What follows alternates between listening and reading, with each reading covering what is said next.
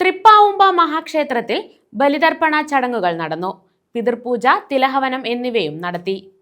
നൈവേദ്യാനന്തരം വസ്ത്രപ്രക്ഷാളനം നമ, പാദപ്രക്ഷാളനം നമ, പുനരാഗമനീയം നമ, കർപ്പൂര നീരാഞ്ജന ദീപദർശനം നമ, അത്ര ഗന്ധ തത്ര പുഷ്പ ധൂപദീപ നിവേദ്യ ദക്ഷിണ പ്രദക്ഷിണ സർവോപചാര ഷോഡശപൂജ സമർപ്പയാമി. മൊത്തം ഇട്ടു നമസ്കരിച്ചു. തൃപ്പാവുമ്പ മഹാക്ഷേത്രത്തിൽ ബലിതർപ്പണ ചടങ്ങുകൾ നടത്തി. പിതൃപൂജ, തിലഹവനം എന്നിവയും നടന്നു.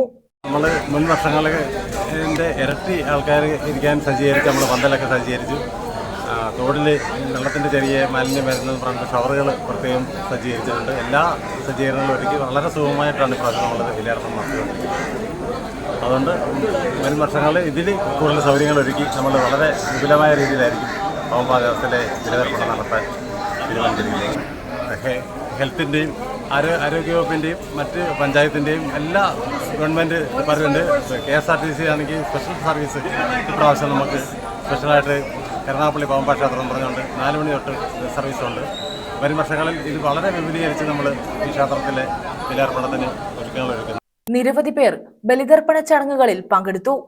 ദേവസ്വം ബോർഡ് അധികൃതർ, ഉപദേശക സമിതി പ്രസിഡന്റ് അനിൽകുമാർ, സെക്രട്ടറി ബിജു, ഉപദേശക സമിതി അംഗങ്ങൾ എന്നിവർ നേതൃത്വം നൽകി. നമ്മുടെ ബാഹുബലിയുടെ ഭാഗമായിട്ട് സർക്കാർ സംവിധാനങ്ങളും നമുക്ക് ഒപ്പം തന്നെ ഉണ്ട്.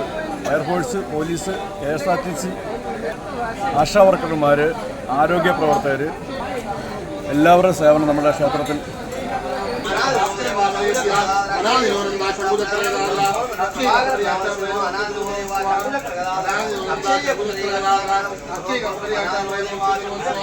News bureau, Thazhava.